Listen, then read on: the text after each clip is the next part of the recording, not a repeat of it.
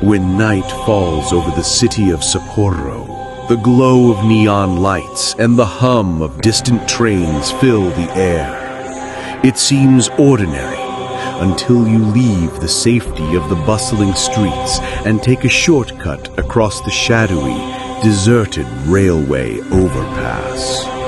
Local children grow up hearing a warning: never cross the old bridge after sunset. That's where Teke searches for her next victim. It all began decades ago, during a time when the city grew too fast for its own good. A schoolgirl, wearing her crisp navy and white uniform, was rushing home during a storm. Umbrella twisting in the wind, she slipped on the steel bridge. In the blink of an eye, a speeding train came. She had no time to scream.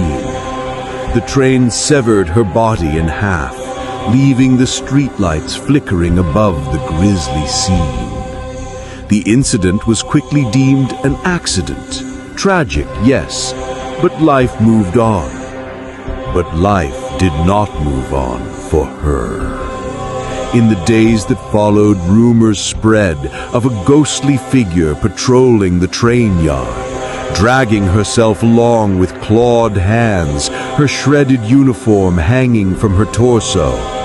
They say you can hear the scraping sound, teke teke, teke teke, as she desperately pulls her upper half along the cold steel and concrete, searching for her lost legs and for revenge. Years passed, and the bridge gained a reputation. Children vanished after wandering there at night, only for their friends to whisper about hearing something. A fast, scraping, wet sound moving behind them. Some left the area, never to return. Others spoke of glimpsing something in the corner of their eye. Pale hands clutching the railings, long black hair covering a face twisted in endless pain and rage. One night, a teenage boy named Haruto dared his friends to cross the bridge at midnight. The sky was black, clouds choking out the moon, and the city felt oddly silent. Their phones lost signal as they reached the middle of the overpass. That's when Haruto felt the cold, sticky mist rise from the tracks. A metallic click echoed behind him. Turning his head, he saw nothing but darkness.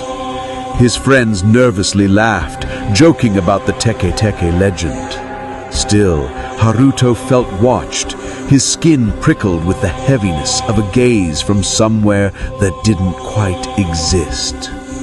Suddenly, the scraping grew louder. The group's laughter died. They heard the unmistakable sound, Teke teke, teke teke. It grew faster, closer, until it seemed to come from every direction. From the shadows beneath the bridge's steel beams, a shape appeared. Upper half of a girl, dark hair trailing behind, hands like withered claws. Haruto's eyes glimmered with a ghostly blue as she pulled herself onto the footpath, jaw hanging open in a voiceless scream. Haruto tried to run, but his feet felt glued to the ground. The scraping filled his ears, the stench of old blood and steel choking him. His friends bolted, but the legend says Teke moves impossibly fast, faster than someone running, like a horrifying specter propelled by years of rage. One by one, she hunts those who cross her path after dark. If she catches you, she'll slice you in half at the waist, forcing you to share her fate. Another restless spirit yearning for lost legs, forever scraping along the empty city bridges. The next morning, Haruto's friends were found trembling by the roadside, unable to speak of what happened.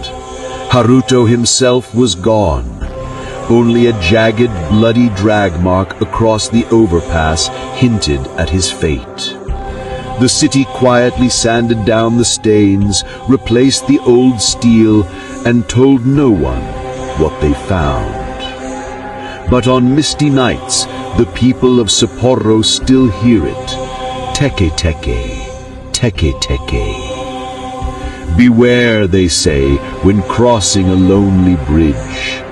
Sometimes vengeance does not rest, and legends refuse to die.